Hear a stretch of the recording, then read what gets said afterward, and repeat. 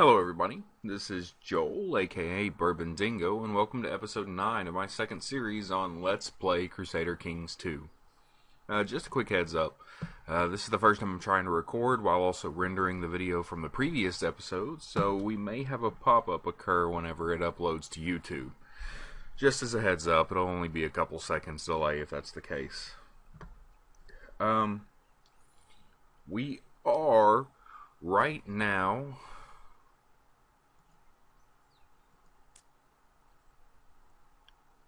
basically waiting on, I guess, another claim in Ossuary, and I'm going to try to take those both at the same time, though I can press our claim that we gained in Leinster.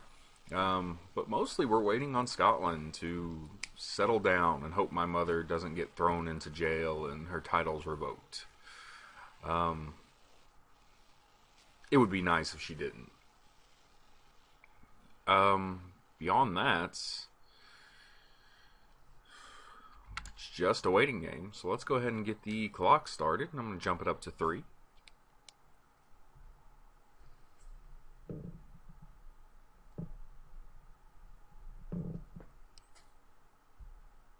Sorry, was taking a note of what time I was starting the video at. As we're pulling back, we can see that England is still... let's see, there is a Count Serlo of Essex war for England. So let's see if I can find Essex.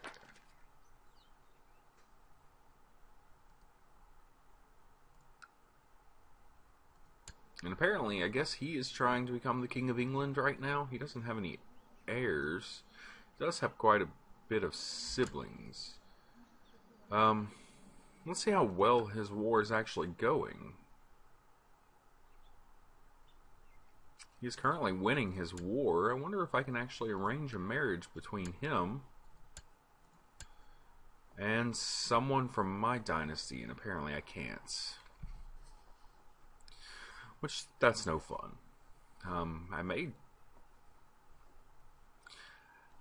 go ahead and just marry someone random off to him, possibly to hamstring him when he actually does take that throne.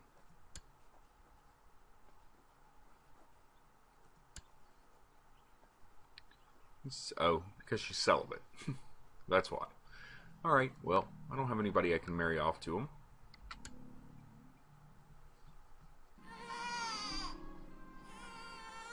Okay, we've had a second son who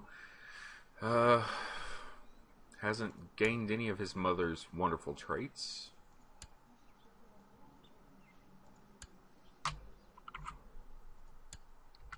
Ah, that's because we do have a new wife. And she has actually increased our court rather nicely. Or our state stats rather nicely.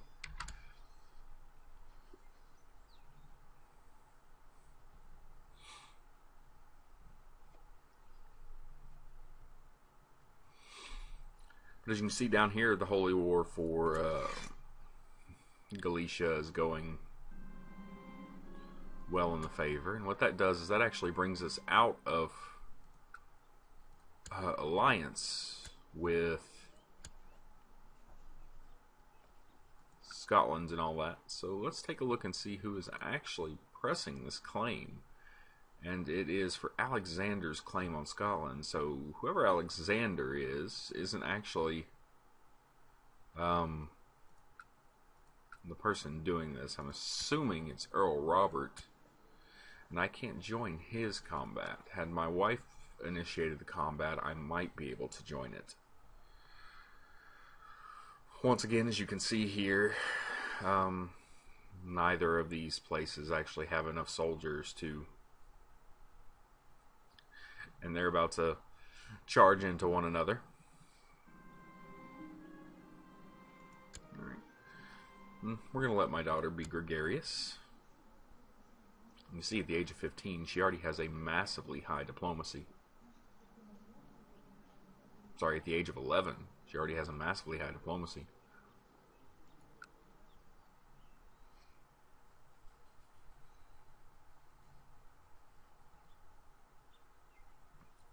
been a little bit more fracturing occurring in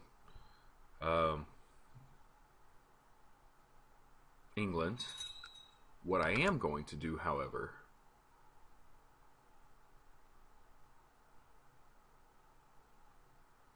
we have won the siege of Nicolin. We have taken control of the holding from Count Concobar the Cruel.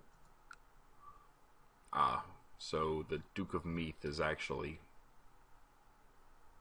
succeeding in his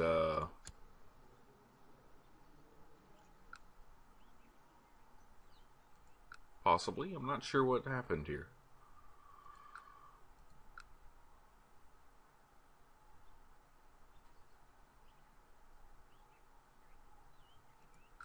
Strange. We'll take a look at that here in a bit. One thing is, we have created the Kingdom of Wales, so these should be de jure territories of Wales now. And I think I may, since they're so close. Let's take a look and see how well their combat is. It's supposed to be the Cornish Independence League War. What I'm actually going to do is I'm going to see if they can win this on their own. And if they can win this on their own and separate, then I'll go in and attack them. I don't want to get them to a high percentage of loss and them just surrender to England and I've lost my my attack on them.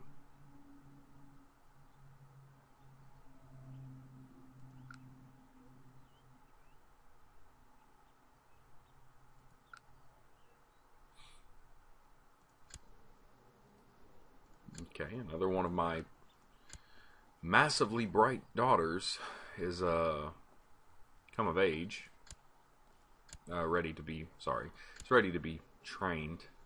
As you can see, my daughters, for the most part, with the exception of my first, all gained really good traits. Neither of my sons did.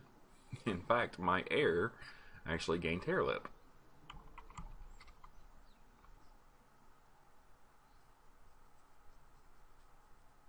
Oh well, that's how it goes sometimes. Taking a quick look, we're going to see if we can't build some more.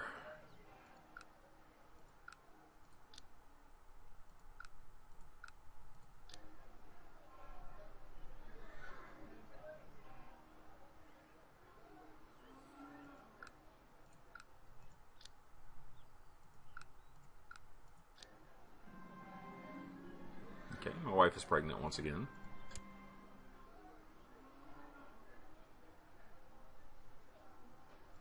I'm going to build another militia training ground.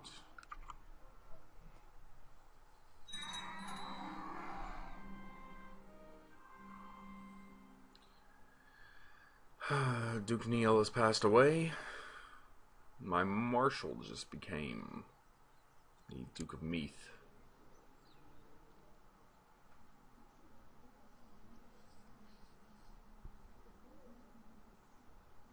Which is what I was trying to avoid the last time, but I can handle that.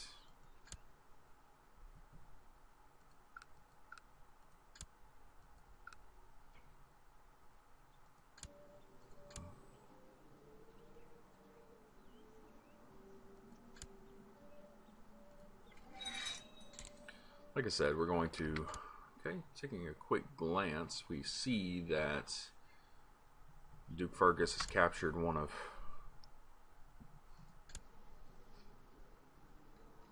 his vassals in combat.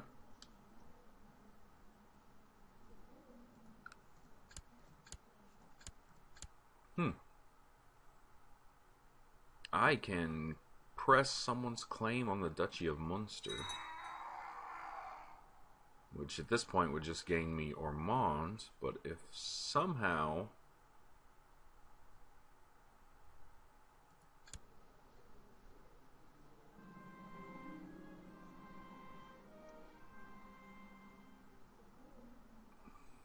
I'm not sure I want to do that, because what will end up happening is that when she passes away, anything she controls that I catch for her is going to go on to Duke Fergus and Meath here. And we don't want him becoming so powerful that he decides he's going to leave us. Alright. Child is asking a question about if a tree falls in the wood and there's no one to hear. We can suggest that she thinks about it, or she should concentrate on something useful instead. And I believe we're going to tell her to concentrate on something useful instead. And she gained the trait diligent.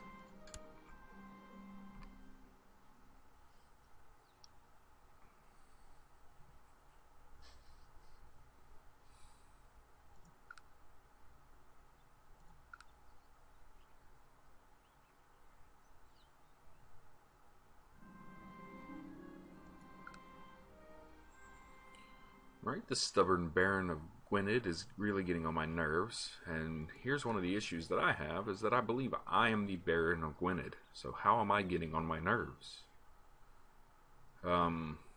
That's fine. My wife decides she wants to, help me with this, and there's a chance I gain a small revolt risk, penalty, but there's also a chance I gain content. And content would drop my intrigue, which is already fairly low. I would get an increase in piety, but I'm not worried about that. So what we're going to do is, I'm just going to tell her to leave me alone, kind of.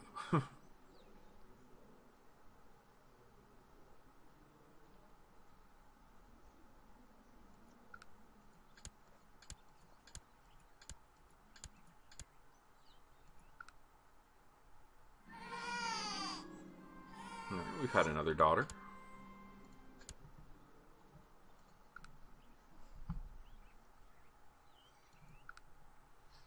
Quick glance up top shows that the battle is still going favorably for my mother.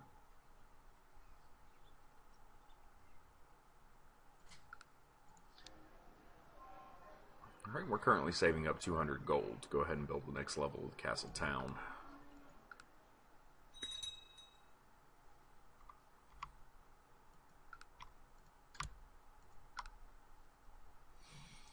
Scrolling back a bit, it appears that England, someone down here has actually joined his war this time as well. Normandy's usually fairly together on that.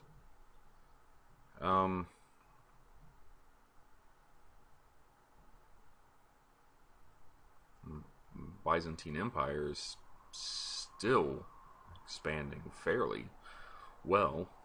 The Seljuks are being eaten up by the Fatimids. Ruthenia has expanded rather largely. Rus is dying down. Norway is still large. The Holy Roman Empire, still fine.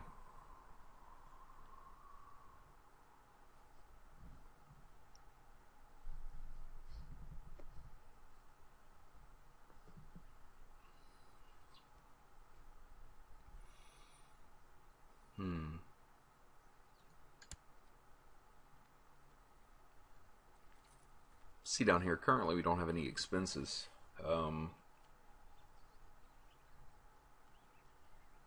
About each year we gain about 100 gold.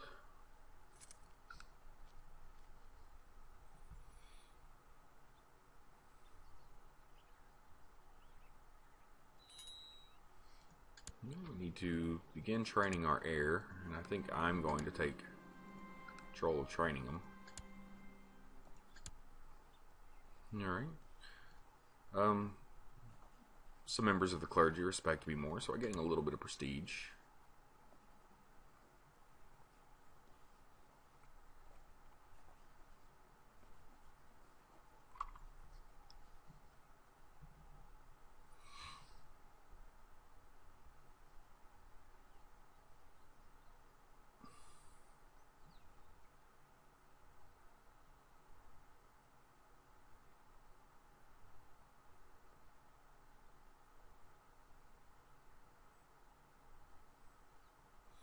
It appears the war in England has actually passed. As you can see, however, they're still in war with the King of Cornwall, and now that they're unified, I doubt that this is going to end well for them. But it is now King Serlo of England, who is English.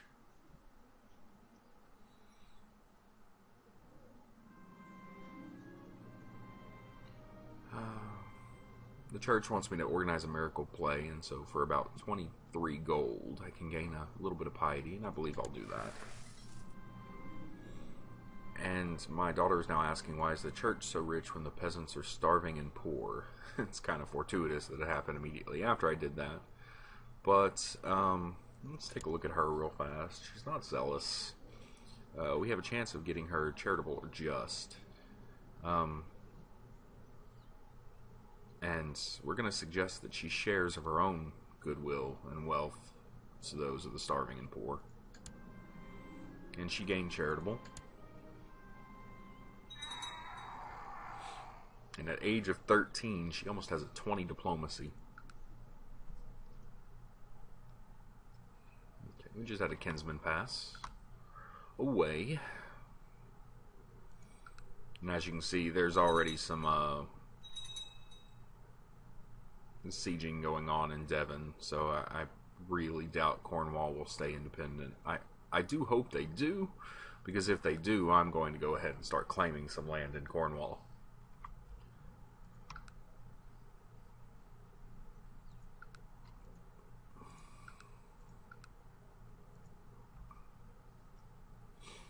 We're at 200 gold, so I'm going to go ahead and expand the castle town in Dyfed.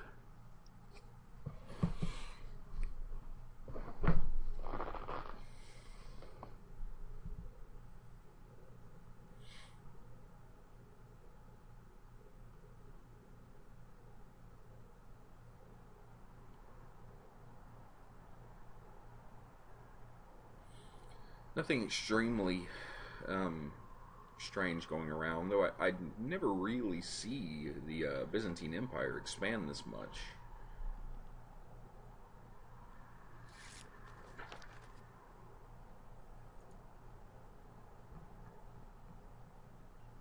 Brittany has reclaimed the one area it had lost from England.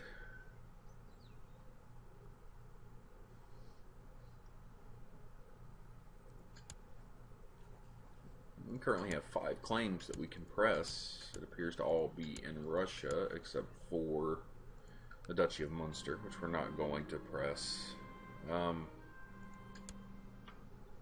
My son and I have become best of friends.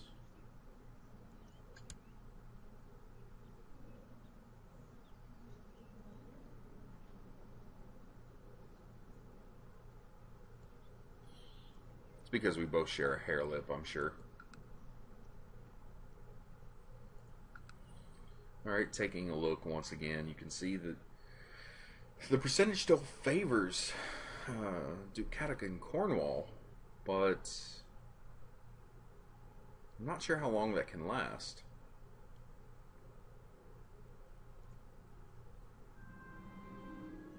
Alright, my first daughter appears to have come of age.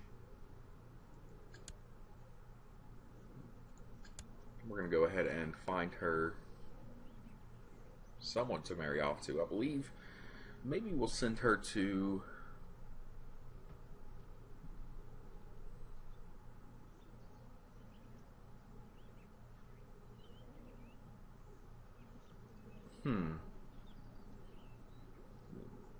we're gonna betroth her to the King of Rus.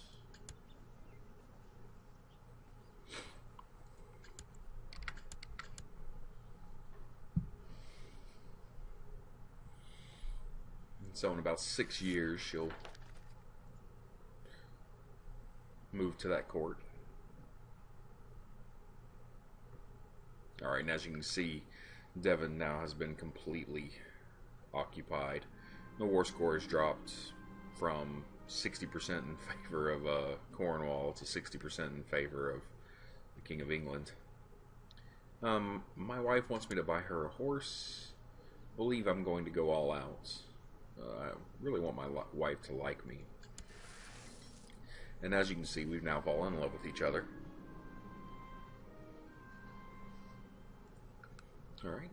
My daughter is asking me why I let that peasant get away with being accused of poaching. She is kind already. I believe I may say that he needs the deer more than me in the off chance that she gains just. And she did.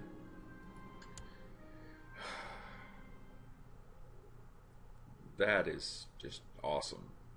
She now has one, two, three, four of the 7 virtues, and with the single exception of trusting and honest, every single trait she has gives her a positive modifier, even if a couple give her negatives. She will definitely be staying within my court. Okay, and we've stolen some more technology. Taking a quick glance at our technology tree. We haven't seemed to have gotten up to 2 stars in anything yet. Glancing at our laws, I'm thinking I'm going to jump up and start slightly taxing my feudal lords. I'm going to do that. I'm going to attempt to pass a small tax on them. My sister wants me to marry her, and she's okay. She's content, I believe. I may use her to find someone, possibly. Taking a quick glance, we can see that I need either a spy master or a chancellor. And I can find possibly a good chancellor with 19. He's relatively young as well, which means he'd stay my chancellor for quite a while. And that's what we're going to do.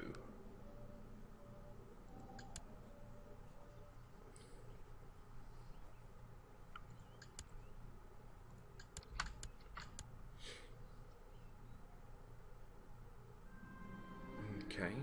My son has a chance of becoming zealous. He likes spending all of his time studying scriptures and such.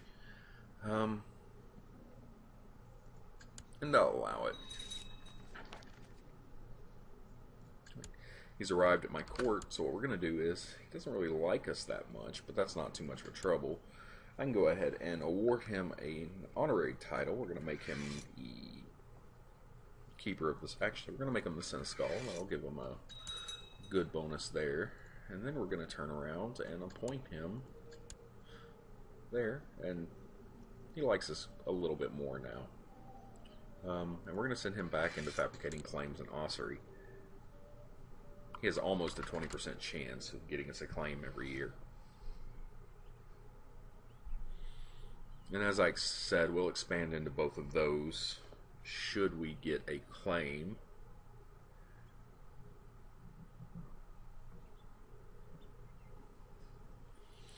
I'm holding off until I have both claims because I want to take both of them at the same time. Because if I don't, well, one of the reasons I'm holding off is because I had a truce with him. I don't have that truce anymore, so that's not a problem.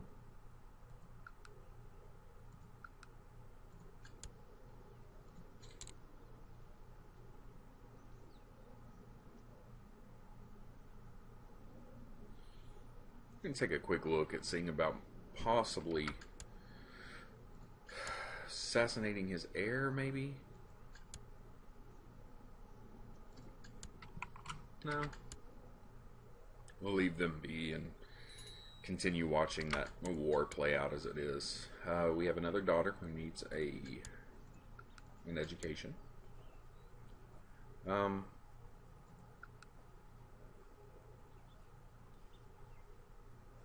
We're going to send her off to the Count of Glamorgan to make... Actually, I think I'm going to send her off to the Count of Kildare to make him like us a little bit more.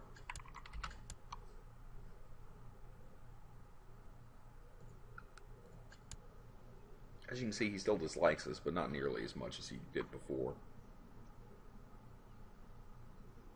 And sooner or later, that declared war will clear out. And once that does, he'll have a positive opinion of us. As you can see, Devon and Cornwall have lost their war.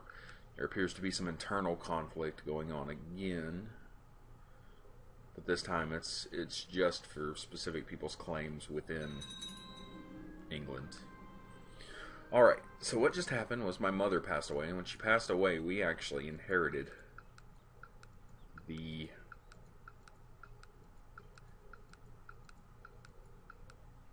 County of Moray. And a vassal here, Earl Morgan of Buchan. We can press a ducal claim on Ross, But that would be declaring war on Ireland, and I mean Scotland, and I'm not sure I want to do that just yet. I don't know that I can.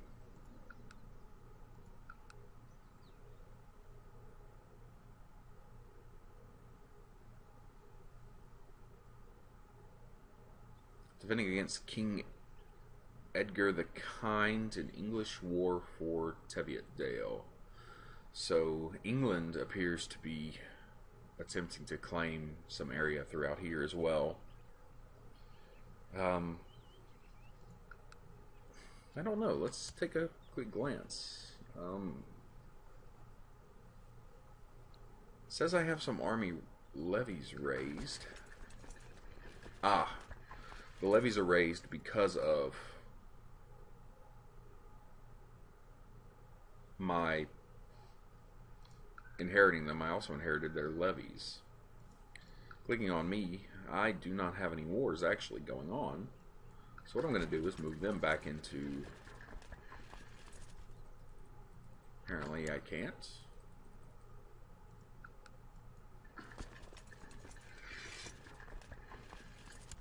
Okay. I can't control them at all, so we're just going to have to disband them. Alright, my mother passed.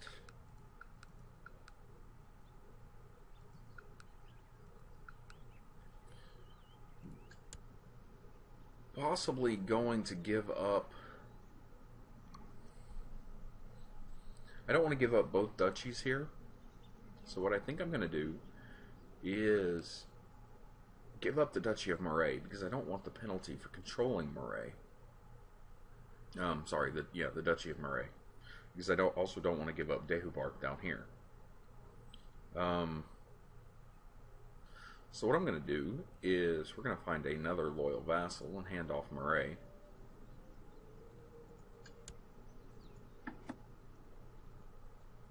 This may come to bite me in the end, but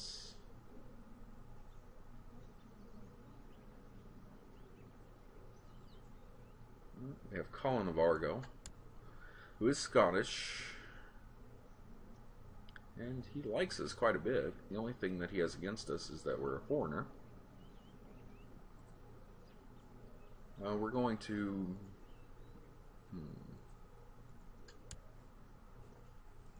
possibly arrange a betrothal between him and one of our daughters. I want to keep the best daughter in my court, so we're going to keep our Anwood. I may send him, however, betrothal with Fian. It was turning out fairly well herself, though not nearly as good as her sister. So we're going to send this betrothal. We're going to make it a matrilineal. He is part of our court. And right after he accepts that, I believe I'm going to hand him Moray. Taking a quick glance, Count Morgan here likes us, and will like us a little bit more once we've handed this off. Let's find Fian. There she is. We'll go ahead and grant him the Duchy of County of Moray, along with the Duchy here in one moment.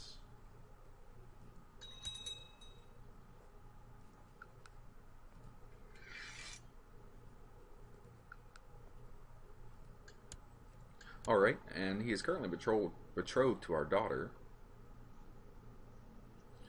So, whenever she comes of age and they bear children, this will fall on be in control of someone from our dynasty.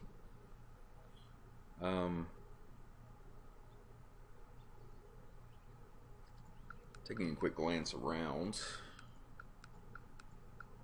I'll control that. That's good.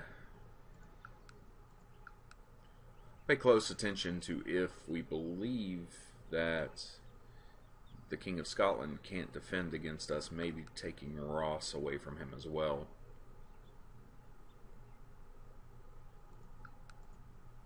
But for now our focus is Ireland. And we gained quite a bit of gold whenever my mother passed.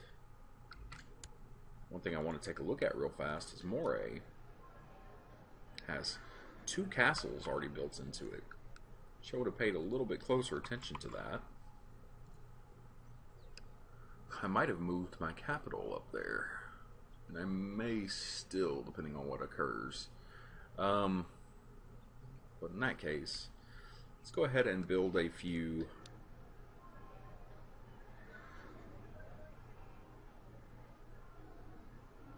increases to our power here. I think I'm going to increase my levy size. We're going to come down to Palace, build the first of the dungeons there, and follow suit here, increasing our keep size, which will increase our levy size and I believe our garrison rate as well.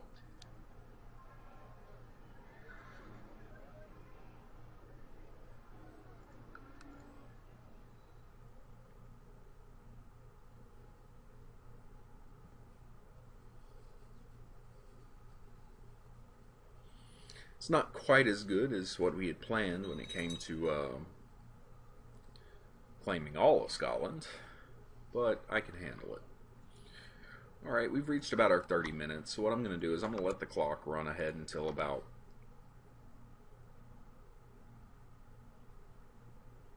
I think I'll let it finish out the year. Once we finish out the year, I'm going to call it for this episode.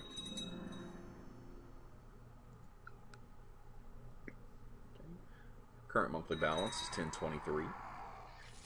We had a courtier just pass. Just got 63 more gold, which is good.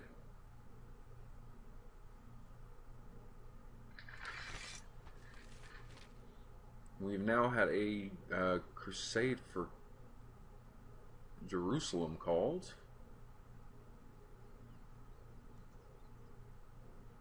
Quick glance down here. So apparently the Holy Roman Empire couldn't hold it.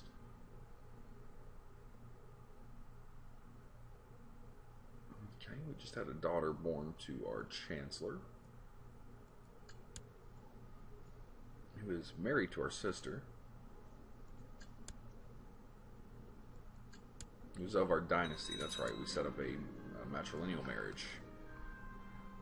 Okay, Count Concobar the Cruel accepted a peace offer. He was put in jail, which means that he lost guardianship of the child we set guardianship to him of.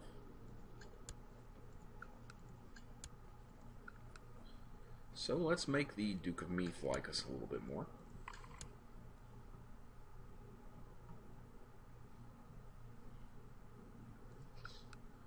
We're going to join the crusade.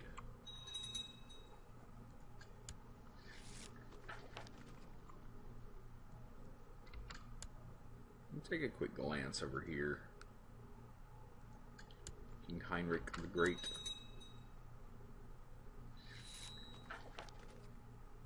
Well, we have a plot. Count Irewith of Gwent is attempting to fabricate a claim to get the Duchy of Deheubarth. He is just a kinsman. He's not exceptionally important. So what we're going to do is we're going to go ahead and imprison him.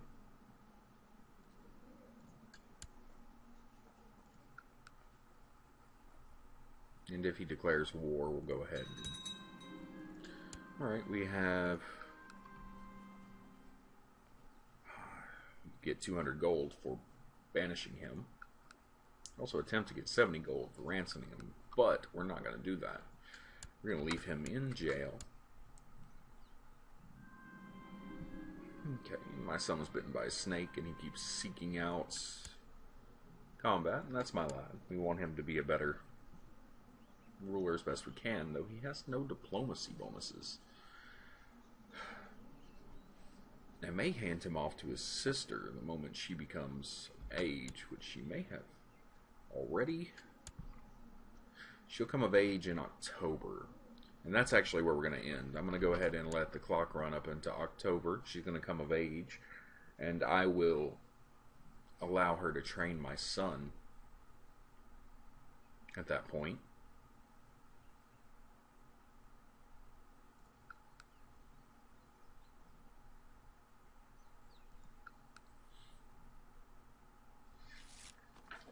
Okay. Count Gruffid of the Isle of Man is attempting to beseech me to release Count Irewith of Gwent. We're going to tell him no, but then we're also going to go and award him an honorary title. That way it evens out. He's going to be angry with us that we didn't release him, but he'll be happy that we gave him the Keeper of the Swans as the primary title. Alright, my daughter is now of age, and as you can see, she became a brilliant strategist, so level 4. She is massively good. Just across the board. That's amazing. We're going to have her, as I said, educate my son. Maybe it'll all rub off, and that'll be great. In fact, if I can get her to possibly teach my second son as well, though, no, that's not my second son, that's my cousin.